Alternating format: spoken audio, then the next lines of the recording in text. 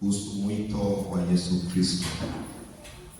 Naenda kuzungumzia kuhusu mwito wa Yesu Kristo. Karibuni sana kwa ibada ya leo. Bwana Yesu Kristo awabariki na watie nguvu. Ninatangaza tena wale ambao huko nyuma.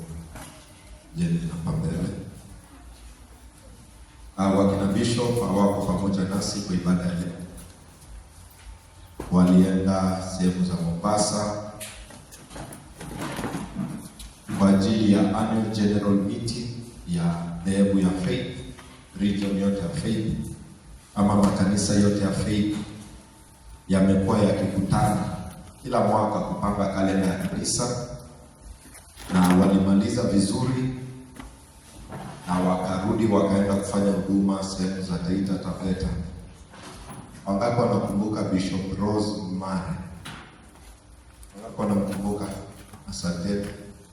Yule askofu kutoka Taita Taveta walikuwa pamoja huko na wakachukuana wakaenda kufanya huduma. Hiyo sehemu ni mbali, hivyo tuendelee kuombea katika hiyo safari, kwa sababu kutoka Mombasa kwenda kwa hiyo kanisa ni kama kutoka Mombasa kuja Nairobi.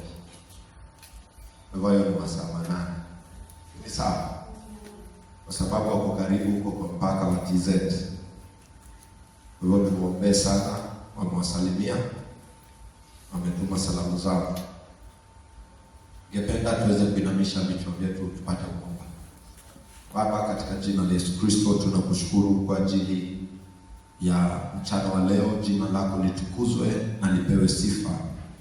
Mahali ambapo tumefika Bwana, tunasema ni wewe ambao unastahili kupewa sifa na shukrani.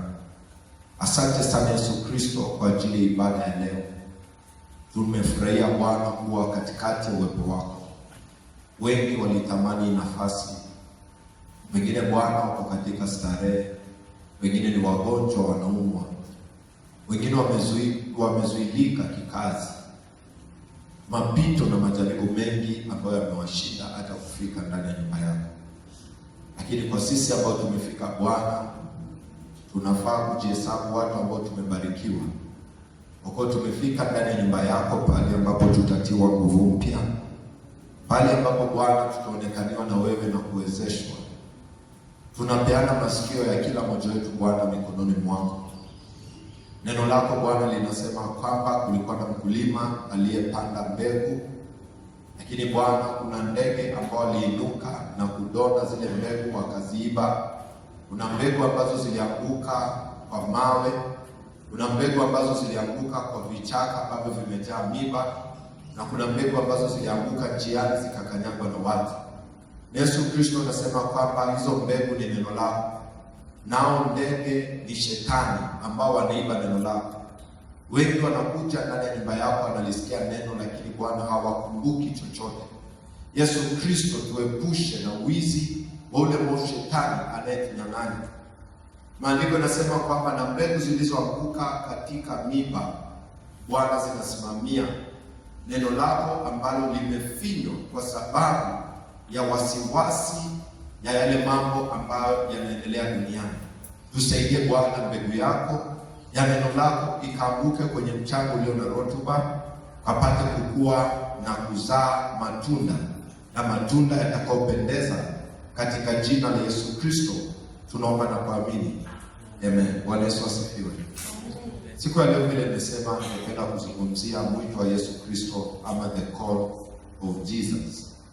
Mwito wa Yesu Kristo ama the call of Jesus. Ukisoma John chapter 3 verse 16, Biblia inasema kwamba kwa jinsi hii Mungu aliupenda ulimwengu akamtoa mwana wake wa pekee aje afe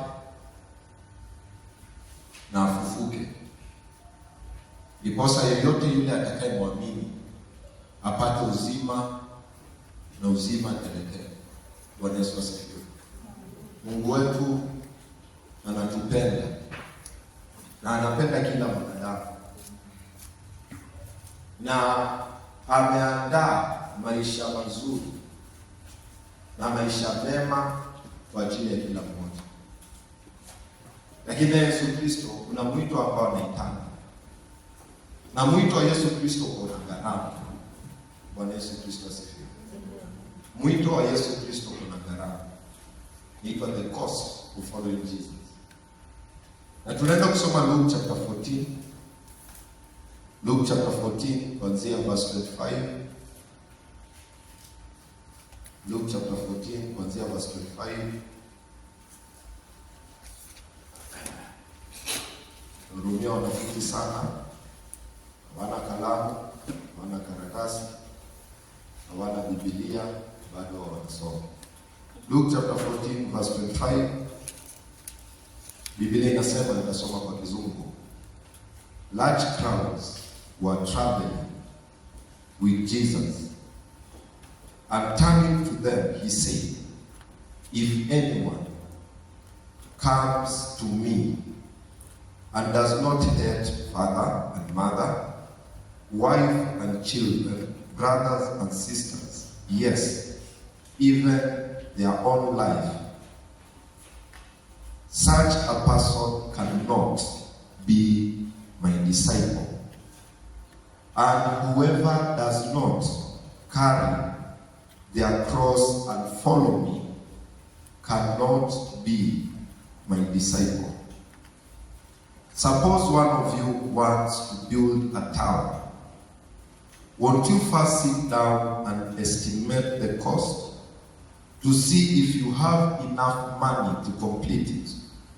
For if you lay the foundation and are not able to finish it, everyone who sees it will ridicule you, saying, this person began to build and wasn't able to finish. Or suppose a king is about to go to war against another king. Won't he first sit down and consider whether he is able with 10,000 men to oppose the one coming against him with 20,000? If he is not able, he will send a delegation while the other is still a long way off, and will ask for terms of peace. In the same way, those of you who do not give up everything you have cannot be my disciples. Those of you who do not give up everything you have cannot be my disciples. Kependa pia tusome hapo mbele. Luke chapter 12.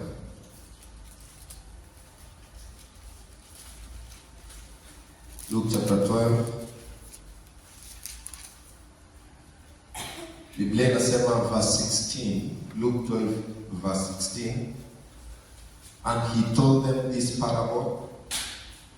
The ground of a certain rich man yielded an abundant harvest. He thought to himself, what shall I do? I have no place to store my crops. Then he said, this is what I'll do. I will tear down my barns and build bigger ones. And there I will store my surplus grain. And I'll say to myself, you have plenty of grain laid up for many years. Take life easy. Eat, drink, and be merry. But God said to him, you fool, this very night your life will be demanded from you. Then who will get what you have prepared for yourself? This is how it will be with whoever stores up things for themselves, but is not rich towards God. Mungu wakati alipotuumba alituleta hapa duniani na akatupatia mamlaka na uwezo wa kutiisha kila mnyama na kila kiumbe ambacho Mungu aliumba. Sijui kama tunaelewana. Tunaelewana? Ama watu wamelala? Mwanadamu alipewa mamlaka na Mungu. Na shetani ni mwizi, akakuja akanyang'anya kupitia tunda ambalo Adam na Eva walikula. Dhambi ikaingia. Sawa sawa. Na kwa sababu dhambi iliingia, mwanadamu akaona aibu, akaanza kukimbia uwepo wa Mungu. Na ndio maana Mungu akienda kukutana na Adam na Hawa pale kwenye shamba la Edeni, kawaida yake walikuwa wanakutana, Biblia inasema masaa ya mchana. Na Mungu akienda kawaida alikuwa anawapata. Sijui kama tumeelewana. Walikuwa wanaonana. Lakini usiku akienda, Adam and Eve hawako. Ndio ilikuwa mara ya kwanza Mungu kutafuta mwanadamu, akawaita, Adam, uko wapi?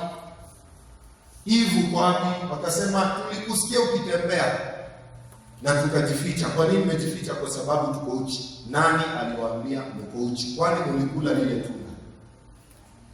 Na Biblia ikatuelezea vile Mungu aliwafukuza kwenye shamba la Edeni, na akaweka upanga wa moto, sword, na akaweka kerubi mmoja ama wawili ambao walikuwa wanalinda shamba la Edeni. Bwana Yesu asifiwe. Na mwanadamu akafukuzwa mbele ya uwepo wa Mungu. Lakini upendo wa Mungu juu ya mwanadamu bado ulikuwa mwingi. Mwanadamu alifukuzwa kwa sababu ya dhambi, kwa sababu Mungu wetu ni mtakatifu. Anaishi pale patakatifu na pale pasafi. Na kwa hivyo hangeweza kukaa katikati ya mwanadamu ambaye kuna dhambi. Kwa hivyo Biblia inatuambia na Mungu akaanza kutafuta, kumaanisha kwamba Mungu alijificha. Na kwa muda mrefu amekuwa akiitana. Hatimaye akafikia kina Musa. Kina Musa wakaanza kutoa zile sadaka za mbuzi, sadaka za ng'ombe, sadaka za damu, sadaka za mazao ya shambani, lakini hakuna kile ambacho kilistahili kuweza kusimama na kumwosha mwanadamu kikamilifu isipokuwa damu ya Yesu Kristo, mwana wa Mungu. Peke yake ndio iko na uwezo wa kutuosha na kuleta uzima na uzima teletele na uhai na kutupatanisha pamoja na Mungu na kutuleta karibu. Bwana Yesu asifiwe. Damu ya Yesu Kristo ilituwezesha kuingia pale patakatifu pa utakatifu, the holy of holies. Kwa sababu wakati Yesu Kristo alipopeana nafsi yake, Biblia inasema kulitokea earthquake, na earthquake ikapasua makaburi, wale ambao walikuwa wamekufa wakafufuka. Na isitoshe earthquake ikapasua pazia ndani ya nyumba ama hema ile ambayo ilikuwa inatumika kwa ajili ya kutoa sadaka pale kwa hekalu la Mungu. Bwana Yesu Kristo asifiwe. Tunahitaji kuelewa haya mambo, sio magumu na hayaboeshi, kwa sababu bila umwagikaji wa damu ya Yesu Kristo safari yetu mbinguni haiko. Bila utakatifu safari yetu ya mbinguni haiko. Bwana Yesu Kristo asifiwe. Na sasa Yesu Kristo alikuja kutufundisha akiwa mfano wa kuiga wa mtu ambaye anatafuta kukutana na Mungu. Mwito ushauitikia, umeokoka. Naamini hapa kila mmoja ameokoka. Bwana Yesu asifiwe. Mwito ushaitikia na jina lako limeshaandikwa kwenye kitabu cha uzima wa milele. Na ukisoma kitabu cha Ufunuo, maandiko yanatuambia ya kwamba ambia lile kanisa waifuate njia yangu, achana njia za uovu, ama majina yao nikayaondoa mimi mwenyewe kwa kitabu cha uzima.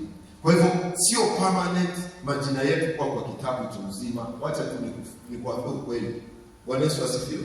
Nikusaidie. Ukiokoka na ukifuata njia za Mungu, ukikaa ndani ya Mungu vile ambavyo anavyopendezwa na vile ambavyo anataka, jina lako litabaki hapo. Ukianza kutoka kwa mapenzi ya Mungu na kwa njia za Mungu, jina lako litafutwa. Tunaelewana? Tunashika hiyo. Na kwa sababu kama watumishi wa Mungu tulipewa kazi ya kufundisha watu ukweli, lazima tuone kanisa la Mungu na watu wa Mungu ndiposa wapate muda wa kujitayarisha. Vile Yohana aliandikiwa, akaambiwa kuna muda, andika kila kitu ambacho ninakwambia, peana hii barua isomwe katika haya makanisa 7 ambayo ninakutuma.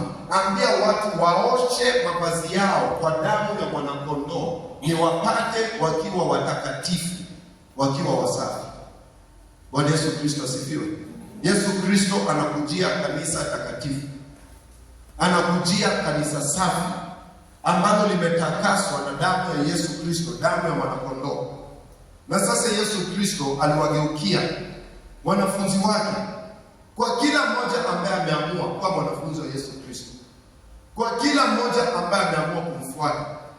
Hii ndiyo ambacho Yesu anahitaji. Anasema verse 25, if anyone comes to me, kama kuna yeyote atakaye kuja kwangu na hawezi kumchukia baba yake, mama yake, mke wake, watoto, ndugu zake, dada zake, hata yeye mwenyewe kujichukia na kuchukia uhai wake, huyo mtu hawezi kuwa mwanafunzi wangu.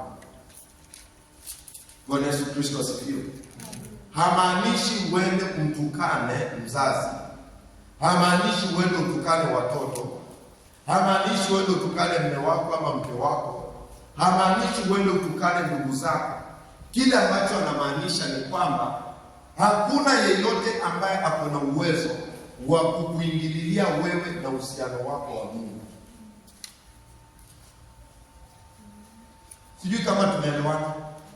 Mzazi hana uwezo wa kuingililia wokovu wako ule ambao Yesu Kristo alilipa kwa gharama kubwa, hadi alikufa. Bwana Yesu Kristo asifiwe. Na mtoto hana uwezo wa kuingililia wokovu wako. Nakumbuka kuna mtoto mwingine alikuwa na support wazazi walikuwa wagonjwa na wako na uwezo, na yeye alikuwa breadwinner. Bwana Yesu asifiwe. Na huyo mtoto akakuwa Mungu juu ya wazazi, akatoa onyo kali, sitaki mapasta hapa kwenu, sio kwake. Bwana Yesu asifiwe. Ni kwa nyumba ya nani? Ya wazazi wake. Lakini kwa sababu anafanya shopping, analipa stima, anawalisha, anawanunulia madawa, ameshughulikia majukumu yote, akawaambia sitaki kanisa hapa kwetu nyumbani, sitaki pasta hapa kwetu nyumbani, sitaki watu wa kanisa, hakuna mambo ya kanisa hapa nyumbani. Tafuteni Mungu mkiwa hapa nyumbani. Bwana Yesu Kristo asifiwe. Na tulikuwa tumeshapanga ushirika na tukaenda tukaabudu mara ya kwanza, ya pili tukitaka kwenda tukaambiwa ngojeni. Sasa hatutaweza kuwa na ushirika. Nini mbaya? Wakajificha, wakapeana sababu. Tukakutana kwa njia. Mzee akaniambia tuombe sana. Kaambia ni sawa. Lakini mambo mengine na maombi mengine anataka nyumbani. Kwa hivyo tutakuja lini nyumbani tuombe? Akanifuta kana. Kasema kijana wake alikataa. Bwana Yesu Kristo asifiwe. Kijana wake alifanya nini? Alikataa. Sasa kati ya kijana yake na Yesu, nani hapo Mungu? Kwa huyo mzee na familia. Kijana. Bwana Yesu Kristo asifiwe. Wameokoka, wakamjua Mungu, wakalea huyo mtoto, wakamsomesha, lakini ndio mtoto amesimama kizuizi mbele yao na Yesu Kristo aliyowaokoa. Wako wengi. Bwana Yesu Kristo asifiwe. Wako wengi sana ambao wanapeana sheria nyumbani kwa sababu ya pesa. Na watu kama hao ndio Mungu anawaita wapumbavu. Kwa hiyo Luka 12 pale tumesoma. Mtu ametafuta mali, anasema sasa mazao yangu na shamba yangu imekuwa. Sasa naenda kuvuna. Na niweki imani nitakuwa tunakula polepole mpaka ile siku nitakufa. Hakuna mtu atajua. Mungu akimwangalia mbinguni anamuita mpumbavu. Haujui ya kwamba leo nafsi yako ninaidai, kumaanisha kwamba usiku atakufa. Bwana Yesu Kristo asifiwe. Na akienda mbinguni ataenda na nini? Ataenda kusema maisha yake ndio ameishi. Lakini ameishi kwa sababu gani? Yesu Kristo anasema kwamba hivi ndio Mungu atafanya na wale watu ambao wanakimbizana na mambo hapa ya duniani, lakini sio matajiri mbele ya macho ya Mungu. Bwana Yesu Kristo asifiwe. Sisemi ya kwamba usifanye kazi, fanya kazi, lakini je, kazi inastahili kukuingililia katikati ya wewe na Mungu? Bwana Yesu Kristo asifiwe. Sisemi ya kwamba usifanye biashara, fanya biashara, soma kwa uwezo wako wote, kila kitu weka bidii na ufanye kazi, kwa sababu andiko inasema asiyefanya kazi asifanye nini? Asile. Na Mungu hapendi watu wavivu. Lakini ni nini ambacho kitaingia katikati yako na Mungu wako? Ni nini ambacho kitaingia katikati yako na Yesu Kristo? Na hicho ndicho ambacho ninazungumzia leo. Anasema kama hata wewe mwenyewe huwezi jikana na kujikataa, hata wewe pia haustahili kufikiria kuwa mwanafunzi wake. Bwana Yesu Kristo asifiwe. Wake wamenyimwa makanisa, waume wamenyimwa makanisa, watoto wamenyimwa makanisa. Wazo kama ni kizuri, unajua sengine mtu ambaye anakupenda anakuonya, anakuambia usiende pale fulani kwa sababu sioni kama mafundisho ni mazuri. Usiende pale fulani kwa maana kuna vitu 1 2 3 na anakuelezea vizuri. Bwana Yesu Kristo asifiwe. Lakini mtu ambaye anakuambia uachane na Ukristo, ama Ukristo umekusaidia nini, ama Yesu Kristo amekusaidia nini, ukimsikiliza na umtii, ujua kwamba huyo ndio umemuinua kama Mungu wako. Unajua tunaenda mbinguni kwa sababu Yesu Kristo ako wapi? Mbinguni. Bwana Yesu Kristo asifiwe. Unajua kwamba tutaishi milele kwa sababu Yesu Kristo anaishi milele. Huyu mtu ambaye unamfuata unamwogopa kushinda Mungu, mwisho wake ni wapi? Sababu kwa huyu mtu ataenda ndio wewe utaenda. Mtu akienda mbinguni atakuongoza kwa njia za kiungu, na mtu ambaye anaenda kuzimu atakupoteza. Bwana Yesu Kristo asifiwe. Ndio unaona wakati Yesu Kristo alikuwa anafanya kazi, siku yake ya kufanya kazi na kuhubiri, unajua alikuwa anasema aje? Yesu, mama yako amekuja. Mama yako amekuja, wanakuita hapa nje. Mama yako alimwambia aje? Mama yangu ni nani? Bwana Yesu Kristo asifiwe. Alipouliza mama yangu ni nani, akawaambia mama yangu ni hawa ambao ninawahubiria. Wakamwambia brother zako wako pale nje, sister zako wako pale nje wanakuita, toka tu kidogo utafanya nini? Utarudi. Akauliza brother zangu ni nani? Ni hawa. Na sister zangu ni wangapi? Ni hawa. Hakutolewa kwa mahubiri wakati alikuwa anafundisha. Alijua katikati yao watu kuna mtu ambaye itakuwa mara ya mwisho kumuona. Bwana Yesu Kristo asifiwe. Unajua saa ingine ujui, pengine mimi unaniona siku ya mwisho, pengine wewe tunakuona siku ya mwisho. Kutoka hapa hatujui unaenda wapi, na hatujui utakutana nini.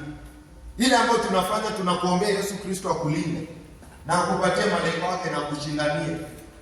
Na Yesu Kristo alijua kuna watu ambao akiwaacha wakose kusikia neno lake hiyo siku, hata waona tena, na wakipotea damu yao alikuwa anajua iko juu yake. Kwa hivyo mambo ya nyumbani akaweka kando, akawaambia ngojeni mwanzo nitende mapenzi ya baba yangu. Tutaongea nao ndugu zangu, tutaonana nyumbani. Hata kama ni aje mtaji, sio aje kushinda ufalme wa mbingu. Wako wapi wale wa Kristo ambao wanapata wageni asubuhi wanaambia twende kanisani ama uningoje? Wako wapi? Bwana Yesu Kristo asifiwe. Unaona mtu ya kwamba umepata wageni na unakimbia kwa duka unakopa unga ya ngano na unaanza kuwapikia ama unawanunulia, na unaenda unatafuta bucha yenye iko na nyama na unawapikia, na wanakupata ukienda kwa nyumba ya Mungu. Hiyo siku wewe ndio umeenda hasara, hata sio pesa umetumia. Hata kama walikuletea 20,000. Bwana Yesu Kristo asifiwe. Hayo ndio hayo utajiri ambao Mungu anazungumzia. Anasema utajiri wa huku duniani na unapoteza. Wewe sio tajiri mbele ya Mungu, umeingia dent mbele ya Mungu wakati ambapo umeacha huyo Yesu Kristo na ukafuata mambo yako kuhudumie vitu za huku duniani. Shida zitawaisha. Yesu alishatuambia kila siku iko na shida yake. Bwana Yesu Kristo asifiwe. Mahangaiko haitawaisha. Tutamka leo tuhangaike, tutafute, tupate, tumshukuru Mungu, tukose, tumshukuru Mungu. Kesho tena tuamke tena kuhangaika. Ni kama usingizi. Hata ukalala aje leo, kesho bado utalala. Ni kama kukula. Hata ukakula aje leo, bado kesho utakula. Kuna watu sasa hivi wako na njaa kubwa sana, wanashangaa ibada kesho saa ngapi, na walikula asubuhi vizuri chakula. kumaanisha kwamba njaa haiwezi isha. Ni mtu mwenye kuweka kizuizi ama self control, kuweka mambo ya muhimu mbele na yale mambo mengine akapate kungojea. Je, umemweka Yesu Kristo mbele? Anasema kwamba usiwe kama mtu ambaye ameamua kujenga nyumba, amefika kwa msingi, ameshachimba, ameshaweka lori ya kwanza, lori ya pili, pesa zimeisha. Anasema kwamba ukiwa mtu kama huyo, watu watakushangaa na watu watakucheka sana. Kaa chini, piga hesabu kama kweli unaweza, uangalie uwezo wako, uangalie pesa zako, uangalie vile unaweza jenga. Bwana Yesu Kristo asifiwe. Kumfuata Yesu Kristo sio rahisi. Kuna kujikana na kuna kujikataa na kujichukia. Bwana Yesu Kristo asifiwe. Watu wengi hawajichukii katika mwili wa Kristo. Hawajichukii. Wakiambiwa waombe, hawataki kujichukia. Wanataka walale waombe. Na shida kubwa hata sio kulala, wanataka free time. Bwana Yesu Kristo asifiwe. Wamelipia wapi gharama ya kumfuata Yesu Kristo? Iko wapi gharama? Watu wamehangaika na kazi, akili yaani kitu kikikosa kuendelea vile ambavyo ulikuwa unataka, sasa unavunjika moyo. Ukikosa hiyo kazi ama hiyo biashara ikikataa, ama ndoa ikikataa, ama hii ikikataa, unapata umechanganyikiwa hadi unamwacha Mungu. Kweli wewe ulilipa gharama. Hatuko safari moja na wewe. Bwana Yesu Kristo asifiwe. Kwani wewe amani yako na furaha yako unaitoa kwa ndoa ama unaitoa kwa Yesu? Ndio unaona Yesu Kristo alisema kwamba mbinguni tutakuwa kama malaika, hakuna kuoana, hakuna kuolewa, wote wakiwa sawa. Tutakuwa kama malaika. Na sasa wale ambao wameweka imani yao kwa ndoa, wanasubiri watoe furaha yao yote hapo, wanasubiri watoe security yao kwa ndoa. Sasa leo mambo yameenda kando kidogo, unapata mtu ananung'unika mpaka amemwacha. Uliokolewa kweli ndio uolewe ama uliokolewa uende mbinguni? Uliokolewa uoe ama uliokolewa ndio uende mbinguni? Uliokolewa ufanye biashara kubwa ama uliokolewa uende mbinguni? Lazima ukae chini upige hesabu vizuri, kwa sababu wapendwa wengi akili zao ziko too distracted, zimeibiwa kabisa na mambo ya duniani, zimeibiwa. Mafundisho sasa yanaanza kusinya watu. Kuna vitu siku hizi huwezi hubiri, kuna mahubiri huwezi hubiri kabisa, yanaanza kukwaza watu, yanaudhi watu, yanasinya, na iko kwa maandiko, lakini hawataki hiyo. Watu wameacha wamekataa ukweli, wanapenda yale mambo ambayo yanawavutia. Akili ya Mkristo imejaa, unatafuta Yesu pale hayuko. Yesu anajulikana wakati ya IBC. Yesu anajulikana wakati ambapo ninapokea uponyaji, napokea, lakini hakuna pale ambapo umemweka.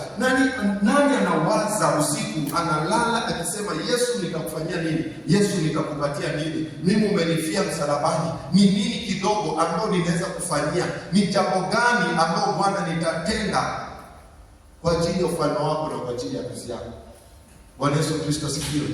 Watu hawataki kulipa gharama kabisa. Hataki kulipa gharama. Unapata mtu ni mgumu, hataki kabisa kulipa gharama. Anataka kufanya mambo vile ambavyo yeye anapenda. Usiwe Mkristo wa namna hiyo. Usiwe Mkristo wa namna hiyo. Usiwe Mkristo wa namna hiyo. Bwana Yesu Kristo asifiwe. Muuliza zile kanisa ambazo watu walikuwa na uwao Nigeria. Nasikia tunaenda kuishi. Zile kanisa ambazo watu wanauawa North Eastern, hata Mombasa kuna wakati Al-Shabaab wanaingia kanisani na bunduki na watu wanauawa. Bwana Yesu asifiwe. Nilikuwa naangalia kanisa ambayo ilichomwa Nigeria. Mchungaji alichomoa nyumba yake, akachomoa gari, kanisa ikachomwa, na kuna watu walikufa walichomoa kwa kanisani. Na nikawaangalia Sunday walienda kuweka ibada, hata hawana paa. Kila kitu imechomeka, moto uchoma hadi mawe, unachoma hadi mabati. Unaona mabati ikiwaka kama pesa. Moto iko hatari. Na nikawaona wamekusanyika wakipiga makofi. Bwana Yesu asifiwe. Nikajiuliza, hii inaweza tendeka hapa kwetu. Bwana Yesu Kristo asifiwe. Ama watu watalia kwamba Mungu ametuacha na Mungu atusikie. Nikajiuliza maswali, nikauliza hii kitu ingekuwa imetendeka, sitaki itendeke, lakini kama ingekuwa imetendeka Faith Victory Mutuni hapa kanisani, kila kitu kimechomeka, ni wangapi watakuja kanisani? Wewe utakuja? Utakuja moja kimbilio salama. Sema sasa tufanye one day. Bwana Yesu Kristo asifiwe. Utakuja ama utaenda kuambia nyumbani? Watu wanaabudu chini ya juu, wamekaa ashes, unaona ashes, majivu. Hakuna mtu atalipata tena ya kufagia. Na wako jua imewaka na wanaabudu, wanaimba. Wakiwa bado wanaomboleza, kuna washirika ambao wamechomekea. Bwana Yesu Kristo asifiwe. Utakuja wewe? Nauliza swali, utakuja? Bwana Yesu Kristo asifiwe. Usiwe mwepesi wa kujibu utakuja, ni ibada ya kawaida. Kanisa iko sawa, haijachomeka, uonekane. Na vitu vikitendeka kanisani uonekane. Nikajiuliza hao watu wako na imani ya namna gani? Hata huyo pastor hajavunjika moyo. Washirika wenyewe walikuwa wanamtia moyo, wanamwambia pastor lazima injili ifanye isome mbele, hatutoki hapa. Kama ni kukufa, wacha tukufie kwa Yesu. Ingia YouTube utaziona, sikuambii story. Bwana Yesu Kristo asifiwe. Ni mambo ambayo yametendeka. Walikuwa wanazika watu mpaka serikali ya US ikaingililia. Kuna video ambayo niliangalia over 10 minutes, watu wakibeba majeneza wakipita tu. Hiyo line ishi. Naona kama hizi line za kura. Watu wanatembea vijana na majeneza hivi wakienda wanaweka. Shimo imechimbwa na tinga, majeneza yanaenda yanatupwa hapo. Na wanakuwa na ibada, na wanamshukuru Mungu, na wanaomba, na Sunday wanapatikana kanisani. Ukristo wa siku hizi hata mtu tu kukuangalia ishakutoa kwa ibada kwa kanisa. Bwana Yesu Kristo asifiwe. Na hata ilikwenda kanisa ingine kwa sababu kukaa nyumbani ndio mbaya kabisa. Unajua wakati Yesu Kristo alikuwa anaandikwa, akienda akitembea, akizungumza, Mafarisayo waliinuka sana, walisema ya kwamba wewe Yesu Kristo unapenda wenye dhambi. Kama ungekuwa Mungu ungejua hawa ni wenye dhambi. Bwana Yesu Kristo asifiwe. Wakamwambia kama wewe kweli ungekuwa Mungu ungejua hawa ni wenye dhambi. Lakini kwa sababu utatoka kwa Mungu huwezi kujua mioyo yao. Yesu Kristo akawaambia ni mgonjwa ambaye anahitaji daktari. Wale watu ambao wanahitaji daktari ni wazima, hawako hospitalini. Uko sisa hivi. Sio uko kanisani sababu uko sawa. Lakini ungekuwa mgonjwa ungekuwa wapi? Hali unatafuta matibabu. Kumaanisha nini? Kumaanisha kanisani wale ambao ndio wenye dhambi, wale ambao wamelemewa, wale watu ambao wako na mahitaji ndio wanapatikana kanisani. Sababu hapo ndio wanapata uponyaji wao. Hapa ndio ambapo wanapata kuoshwa. Kwa hivyo hakuna kanisa ambalo utaenda useme kwamba hapa nimepata watakatifu. Hakuna kitu kama hiyo. Bwana Yesu asifiwe.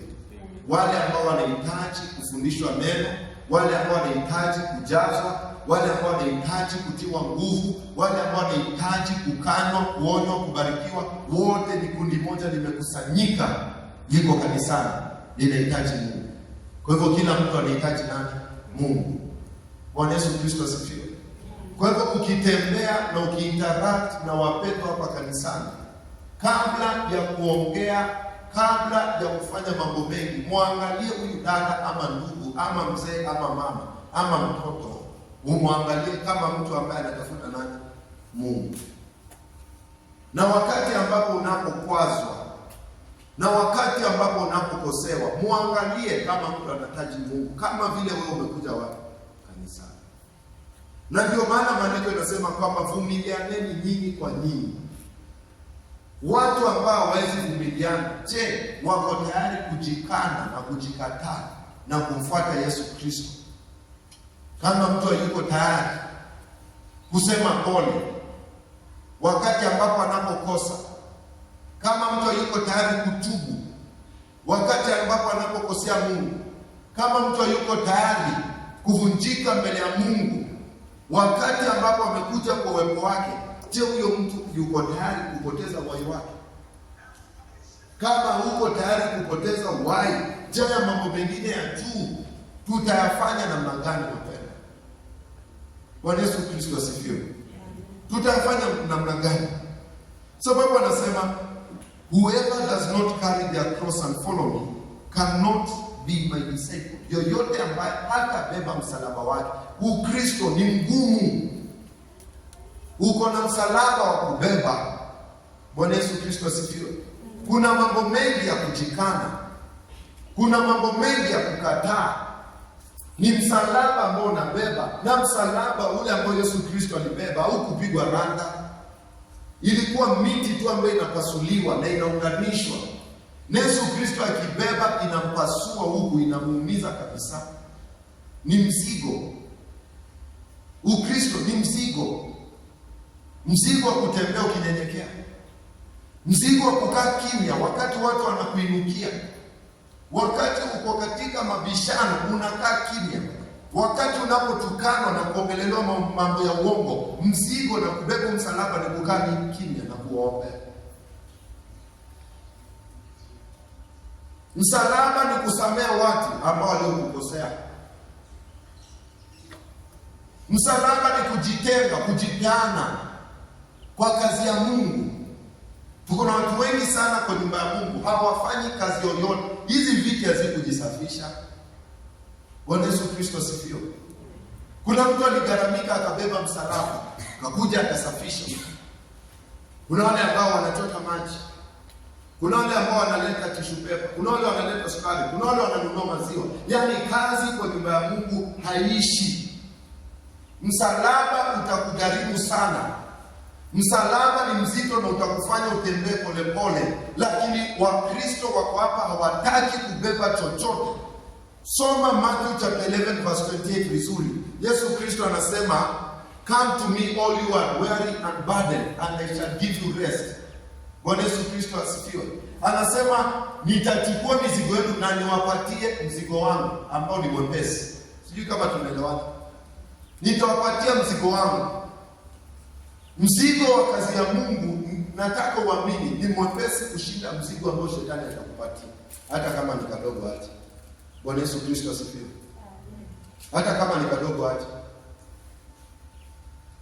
Kuna watu ambao wamesimama imani, waliokoka, na sasa akaanza kurudi nyuma polepole, akaingia kwa mzigo mdogo tu wa kubeba sigara. Lakini mzigo acha nikuonyeshe vile ni mkubwa. Nikitembea tukakutana na ndugu nikaona akivuta sigara ko. By the time nifika akaniona. Sigara akaichukua, akaifinya hivi na hapa mbele. Bwana Yesu Kristo asifiwe. Tukaongea, anachomeka, unaona mtu anaenda hivi. Anaenda hivi anachomeka. Amefinya sigara wapi? Hapa. Mzigo mdogo wa shetani. Bwana Yesu Kristo asifiwe. Lakini ni mzigo mkubwa sana kwa huyu ndugu. Na amefinya, na anachomeka, na anachomeka, na akachomeka mpaka tukaachana.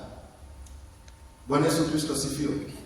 Mbele ya macho yake shetani anamwambia tu kasigara tu, kamzigo kepesi. Lakini kwa ulimwengu wa kiroho na kwa ukweli ni mzigo mzito. Kwa sababu paka akifiche, paka aende hivi kona, kila pale lazima calculate, haizi ingia pale hivi. Wakristo wale ambao wanaishi double lives wako na mzigo mzito.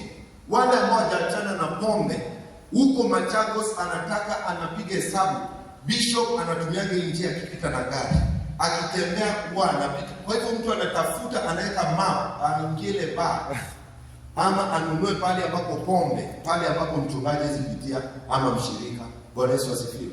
Unadhani sio mzigo? Na mzigo wa kutumikia Yesu, unatembea popote uko na uhuru. Kuhubiria tu mtu, kumzungumzia tu, kumwambia Bwana Yesu asifiwe na kumshuhudia, kumwalika kanisani, kumwambia kuhusu wema wa Mungu. na uko huru, unatembea popote unataka, hauangalii nyuma nani anakufuata. Bwana Yesu Kristo asifiwe. Mizigo ambayo watu wanabeba ni mizito sana, inakaa midogo. Unasema ya kwamba ya huyu mtu hautawahi msamea kwa sababu alikukosea, na unafurahia sana, lakini mzigo huo ni mzito. Ukikuja mbele ya uwepo wa Mungu, maombi yako yamekauka.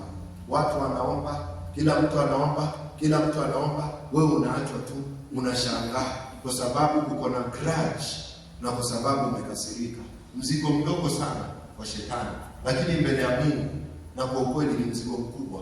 Umekunyima nafasi ya kuzungumza na Mungu muumba wako. Bwana Yesu Kristo asifiwe. Beba msalaba, ni bora kuliko mzigo wote huko duniani.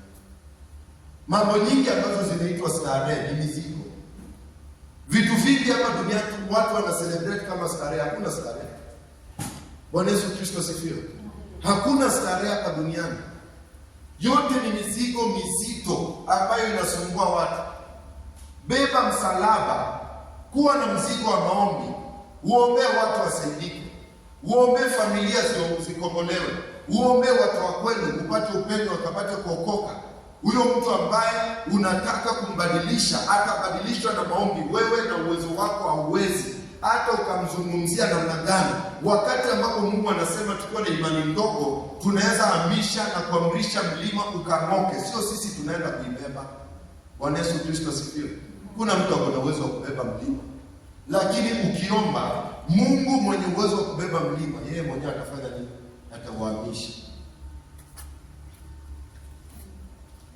Kaa kwa Yesu, beba msalaba. Kaa kwa Yesu, beba msalaba. Ni rahisi sana kubeba msalaba wa kuomba asubuhi kuliko kungojea na kupambana na magonjwa. Ni bora kuipeana siku yako mbele ya Mungu kupitia mzigo wa maombi, kurauka, ujinyime usingizi na uombee siku yako na uombee familia yako, kuliko kungojea katikati ya wiki. Kumbe mshale ulitumwa usiku ukiwa umelala, ukiwa umefurahia usingizi, ukiwa umeshikilia usingizi. Sasa wewe ni mgonjwa, nabeba mizigo ya madawa, nabeba mizigo ya kwenda kwa shetani, uko kwa kliniki, hospitali, unahangaika, unatembea. Bwana Yesu Kristo asifiwe. Msalaba ndio njia, usioidanganywa na mtu. Penda maisha magumu hapa duniani na mbinguni ukapata kupumzika milele. Bwana Yesu asifiwe. Kwa sababu hizo starehe ambazo shetani anakudanganya, hakuna starehe hapa duniani. Pombe si starehe. Wanawake wengi sio starehe. Wanaume wengi sio starehe. Bangi sio starehe, madawa kulevya sio starehe. Bwana Yesu asifiwe. Hakuna starehe hapa. Tuko na rehabilitation center nyingi, na rehabilitators wana complain, wanasema only 95% wale ambao wanaenda rehab ama rehabilitation center, 5% ndio wanasimama. 95% wana relax, wanarudi pale walikuwa. Huyo mlevi ambao unamshangaa huko, unashangaa mtu ana kazi ya kufanya, ako nayo ni kifungo, ni mzigo amewekewa. Huyo mwendawazimu ambao unakutana naye hakuzaliwa mwendawazimu, alikuwa kama mimi na wewe, ni mzigo aliyewekewa na shetani. Bwana Yesu Kristo asifiwe. Ni mzigo aliyewekewa. Huyo mlevi anaanza pombe kwa starehe, wakijificha, wakiruka shule, wakiruka fence, kaenda wakikunywa kidogo, wakirudi. Sasa imemlemea, imekuwa mzigo. Heri wewe ambao unajua neno la Mungu. Heri wewe ambao umeokoka. Ni heri ujinyime sasa, ufunge, uombe. Ni mzigo mzito, ni msalaba, na upate uzima. Mathayo 9:29 maandiko yanasema kwamba ina hii haitoki bila kwa kufunga na kuomba. Mkristo hutaki kufunga, hutaki kuomba, utapitia changamoto kubwa sana. Bwana Yesu Kristo asifiwe. Kuwa na kazi nzuri na kuwa na cash flow na pesa zinatiririka kwa akaunti yako haimaanishi kwamba maisha yako yako mazuri. Bwana Yesu asifiwe. Angalia huyo tajiri ambaye anazungumzia. Watu wengi ukompea kibali cha Mungu na baraka za Mungu na vitu za dunia. Unaweza teseka kwa muda sahihi, lakini uking'ang'ana tu hapo kwa Yesu, hapa Kibeba mzigo wako, maisha yako ya kesho iko kwa mikono ya Mungu. Yeye ndiye ambaye anainua kutoka chini na anaweka watu pale pa juu. Yeye ndiye ambaye anayeandaa meza mbele ya watesi. Bwana Yesu Kristo asifiwe. Ng'ang'ana na msalaba, atakuandalia meza mbele ya watesi wako. Ng'ang'ana tuko hiyo njia. Maandiko yanasema kwamba Mungu anapendezwa na wale wanyenyekevu wa mioyo na anawainua kutoka kiwango hadi kingine. Zaburi ya 75, maandiko yanasema kwamba promotion does not come from the east or the west. Promotion does not come from the forest. Promotion does not come from the desert. Promotion comes from the Lord. He's the one who humbles one and lifts up another. Bwana Yesu Kristo asifiwe. Yohana aliambiwa Yesu Kristo, mtu umembatiza juzi, sasa amechukua nafasi wako na anabatiza wengi. Akawaambia mtu tu anaweza pokea kile ambacho kimeachiliwa kutoka mbinguni. Kama Mungu ameamua ukue, huyo tajiri ambaye unatamani kukua, utakuwa. Vitu ambazo tunazikimbiza hapa, tunasahau msalaba, zinajaza akili yetu. Kila kitu kiko ndani ya Kristo. Bwana Yesu Kristo asifiwe. Beba msalaba, mtafute Kristo. Jikane, jikatae. Bwana Yesu Kristo asifiwe. Ukiwa Mkristo sio kila pale utaingia. Sio kila pale utaingia. Sio kila pale utaenda. Sio kila mtu atakuwa rafiki yako. Sio kila mtu atakupenda.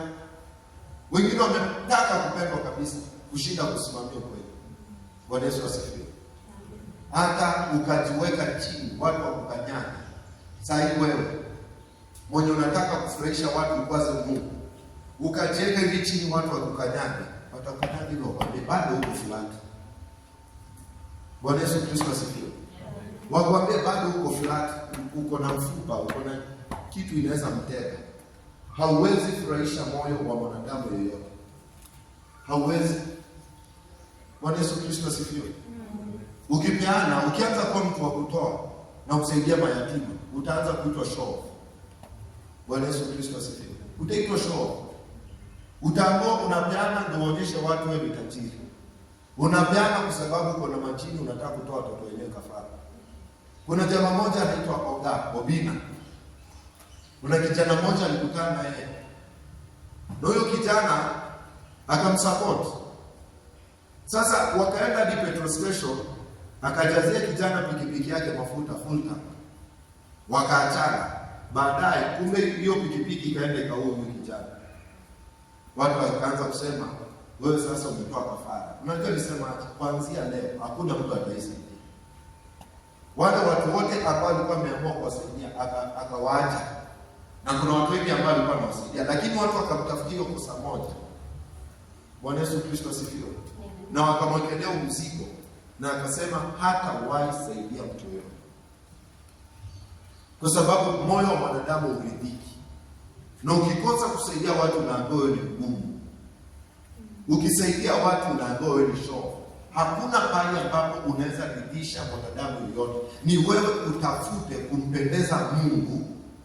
Ni wewe utafute kumpendeza Kristo. Ni wewe utafute kutii neno lake na kufuata sheria yake. Yale mengine yote yatajipanga. Pendeza Mungu mwanzo. Na njia kumpendeza Mungu ni kujikana na kumfuata. Kutii neno lake na kushika neno lake. Yesu Kristo alimwambia Shetani, mwanadamu hataishi kwa mkate bali kwa kila neno litokalo kwenye kinywa cha Bwana. Bwana Yesu Kristo asifiwe. Anasema kwamba tukeshe tukiomba. Utamshinda hata Shetani bila kujua neno la Mungu. Kusoma neno la Mungu ni mzigo. Ni msalaba. Kuomba ni msalaba, ni mzigo. Kufunga ni msalaba, ni mzigo. Kukesha ni msalaba, ni mzigo ambao watu wengi hawako tayari kuubeba na kufuata. Kwa nini tunasumbukia mambo ya duniani? Tunasahau Mungu. Katika kazi zetu, katika familia zetu na shughuli zetu ambazo tunazifanya mbalimbali, tafadhali sio utafutie Mungu nafasi, hapana. Patia Mungu nafasi, tafutia zile vitu zingine hayo mambo yasigeuzwe. Bwana Yesu Kristo asifiwe. Umekuwa tu busy mpaka unasema nitaona kama nitaenda kumwabudu Mungu. Ati utaona kama utaenda kumwabudu Mungu. Umekuwa tu busy mpaka unasema kwamba nitaona kama nitapata nafasi ya kwenda kumwabudu Mungu. Unaangalia kama utamwabudu Mungu. Haujui nguvu zako ziko wapi wewe. Nguvu zako zinapatikana kwa uwepo wa Mungu. Wakati ambapo umezama na unamwabudu Mungu ndani ya roho na ndani ya kweli, vile ambavyo Mungu yuko. Watu wanatoroka kipindi cha kuabudu. Watu wanatoroka kipindi cha sifa. Watu wanatoroka kipindi cha neno. Wamechanganyikiwa, mtu tu anataka kuingia aonekane tu na watu. Nakwambia kwamba watu hawatakupeleka mbinguni. Watu watakupeleka kuzimu. Angalia Musa, mtu ambaye alikuwa anaishi ndani ya uwepo wa Mungu, vile Wanaisraeli walimfanyia. Walimweka pressure. Ni hiyo pressure ndio ilimzuia Musa kuingia wapi? Mbinguni. Kwa mambo yoyote yatakayotendeka juu ya maisha yako, mambo yoyote ambayo yatakayotendeka ndani ya maisha yako, ni ujue kwamba pia uko safari. Bwana Yesu Kristo asifiwe. Nakumbuka mchungaji mmoja alikuwa anatuongelesha, na kile ambacho alisema kilinifurahisha sana.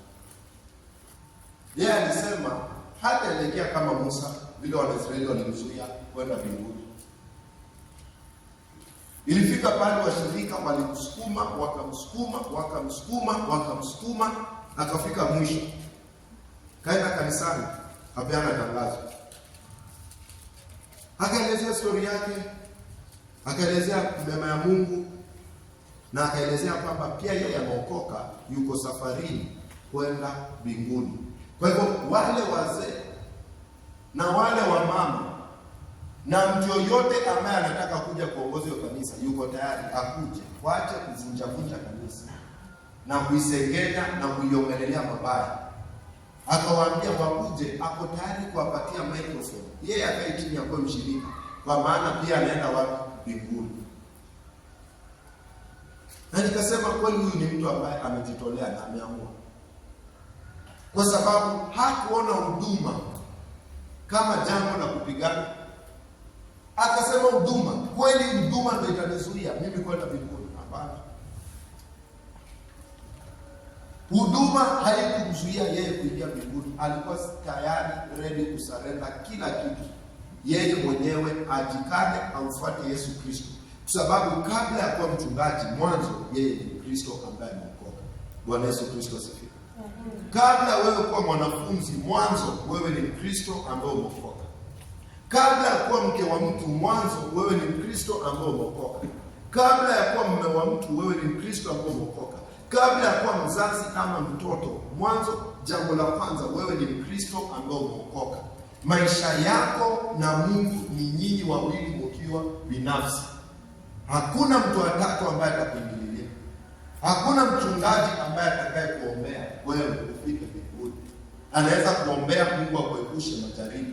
Anaweza kuombea Mungu akupiganie na Mungu akushindanie, lakini mwisho wa siku hata ukaombewa namna gani, hata ukamwagiwa anointing namna gani, kama haujaamua wewe mwenyewe kufika mbinguni na kutengeneza njia yako na Mungu, hautaenda.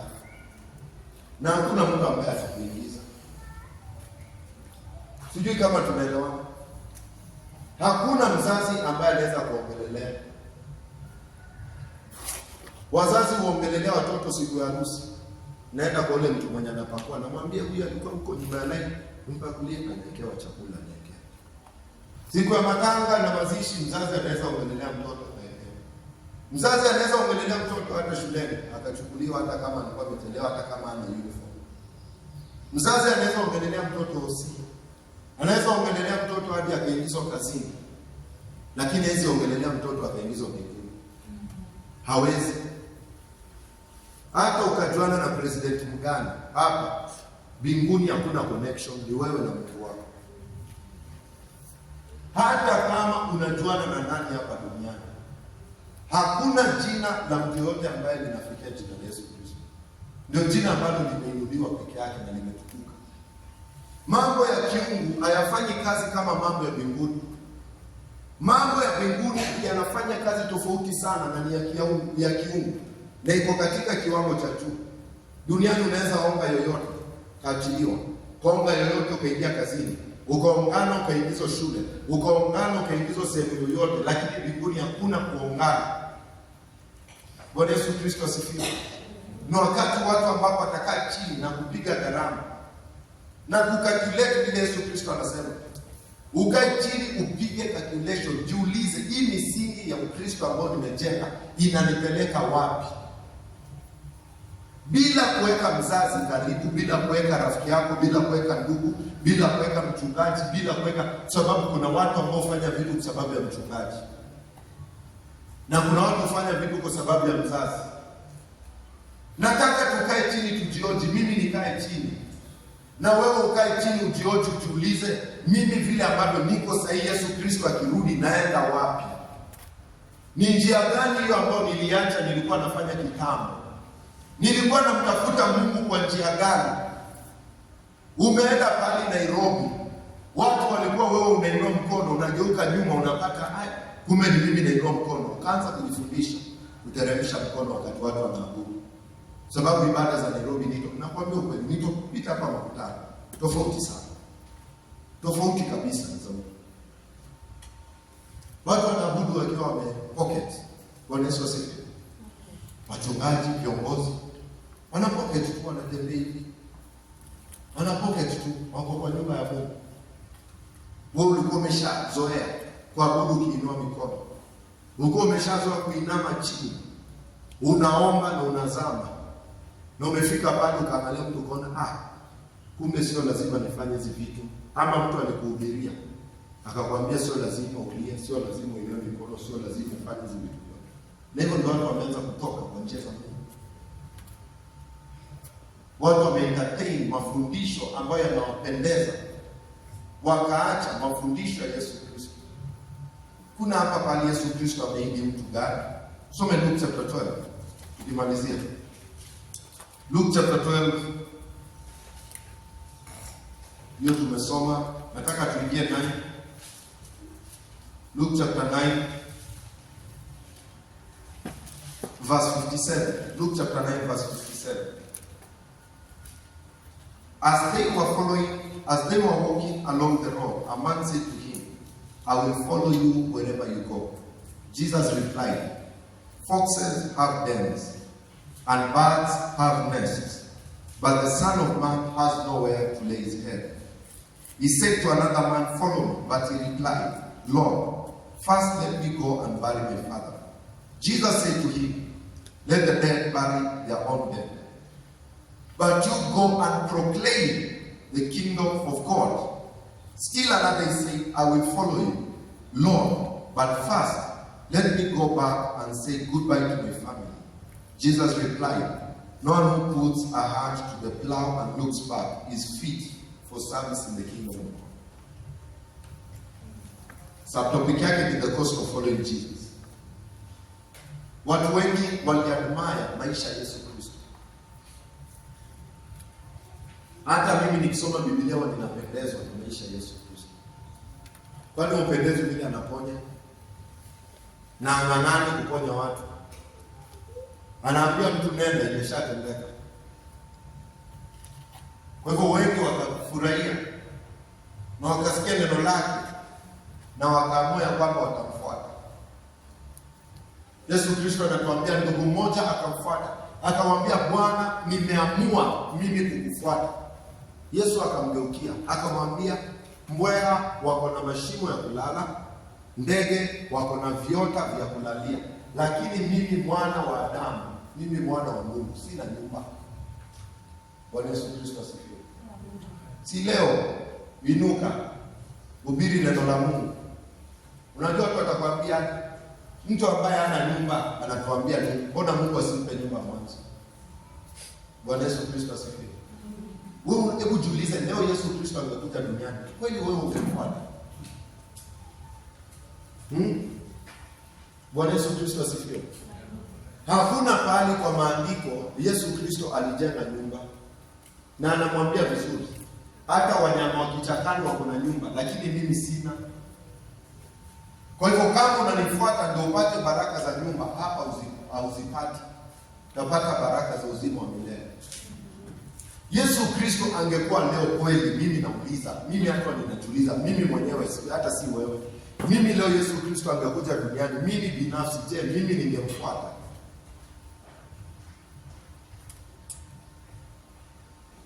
Bwana Yesu Kristo asifiwe. Mtu ambaye ana familia, utasema ananifundisha nini? Ana familia. Bwana Yesu Kristo asifiwe. Huyu mtu anatuambia kuhusu nguvu za Mungu, naye mwenyewe hana nyumba.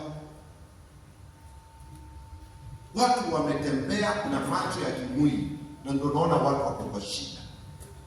Haina haja tudanganyane ndani ya nyumba ya Mungu. Haina haja tudanganyane, haina haja tudanganyane. Na huyo mtu alifuata, hakumfuata. Unaenda wapi? Mwingine akasimama akamwambia, Bwana, mimi nataka kukufuata, lakini wacha mwanzo nikazike baba yangu. Yesu Kristo alimwambia, achana na wafu, wazike wafu wenzao. Wewe inuka, nenda ukaitangaze ufalme wa Mungu. Bwana Yesu asifiwe. Wewe ungemfuata mtu anakuambia wacha mazishi ya babake. Bwana Yesu asifiwe. Mtu anakuambia vizuri wacha mazishi ya nani? Anakuambia vizuri wachana na mazishi ya nani? Ya babake. Unajua mambo watu tunasoma tu tukipita, ama hata semina tusome, ni kama tuelewe ni Yesu. Utaacha mazishi ya babako. Pengine umeamua kuacha, alafu ufikirie, na watu wakikosa kuniona sio watasema mimi ndio nilimuua. Mimi ndio nilimtoa kafara. Halafu unajaribu kujelezea, unamwambia wacha nikimbie nirudi, anakwambia hapana. Wacha wafu wazike wafu. Kwa hivyo ameita mama yako mfu, ameita ndugu zako wafu, ameita kazi na majirani wote ameita wafu. Yaani amewaambia nyinyi wote mmekufa.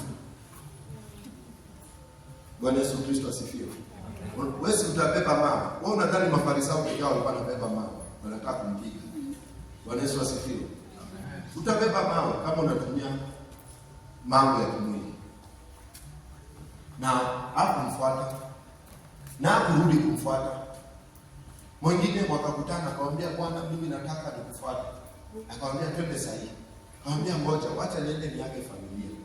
Yesu alijua huyu ndugu nikampatia nafasi aende nyumbani, bibi yake atamkalisha chini. Uko na kichwa kizuri, umekutana na mtu ambaye umjui, uko na watoto, mimi niko hapa, nani atatushughulikia haya mahitaji yetu ya familia? Huyo mtu ataongeleshwa mpaka hataenda wapi? Hataenda. Bwana Yesu Kristo asifiwe. Wezi enda. Na ndio naona mtu yoyote ambaye anadharau wanafunzi wa Yesu Kristo, uko na maswali mengi ya kujibu. Sababu yale mambo ambayo walifanya, sisi wengi wetu hatuwezi fanya. Wakina Petro wanaendewa, wako na baba yao. Biblia inasema wanaacha neti hapo, wanaacha baba yao kwa boti, na wanatoka wanafanya nini? Wanamfuata na wameenda. Matthew the tax collector ameacha ofisi hapo, booth ya KRA. Ameacha pesa zote, kila kitu, ametoka amefanya nini? Ameenda. Nathaniel alikuwa chini ya mti akiitwa. Akatoka chini ya mti, hakurudi nyumbani, akafanya nini? Akaenda. Wakati wa kumfuata Yesu Kristo, mwito wa Yesu Kristo haujalishi kazi. Haitajalisha kama umeitwa na president, haitajalisha kama umeitwa na mtu yoyote. Wakati Yesu Kristo anakuita, ni wewe utikie. Hakuna excuse katikati. Kwa hivyo wapendwa, ni jukumu letu kama watoto wa Mungu kutoa vizuizi na vikwazo. Simama wewe mwenyewe imara, umfuate Yesu Kristo na moyo wako wote, na nguvu zako zote, na akili yako yote, kapate kuurithi ufalme wa mbingu. Kando na hayo, hakuna mbingu ambayo tutaiona kama tutajitolea kumfuata Yesu Kristo vile ambavyo anataka kufuata. Tumeelewana kufika? Kama hatutajitolea kumfuata Yesu Kristo vile ambavyo inapaswa, hakuna mbingu tutaiona. Amua, fanya maamuzi. Bwana Yesu Kristo asifiwe. Fanya maamuzi. Hayo ni maamuzi ambayo unaweza fanya sasa. Hao watu wote ambao walikuwa wanasema wacha nini, aliwaambia hapana. Aliwaambia hakuna mtu yoyote ambaye ataangalia nyuma ambaye atafaa katika ufalme wa Mungu. Hiyo sauti ambayo inakwambia kesho ndio mimi sasa nitakuwa najitolea, ninaomba kila siku kuanzia masaa fulani. Hiyo sauti ya kesho ni shetani, hata yeye anajua kesho itafika. Hiyo sauti ambayo inakwambia mwezi ujao ndio nitaanza maisha yangu vizuri na Yesu. Mwezi ujao ndio nitaanza kutumikia Mungu. Mwezi ujao ndio nitaanza hiyo ni sauti ya shetani. Yesu anataka sasa, kama kuna nadhiri ambayo ulifanya na Mungu, vows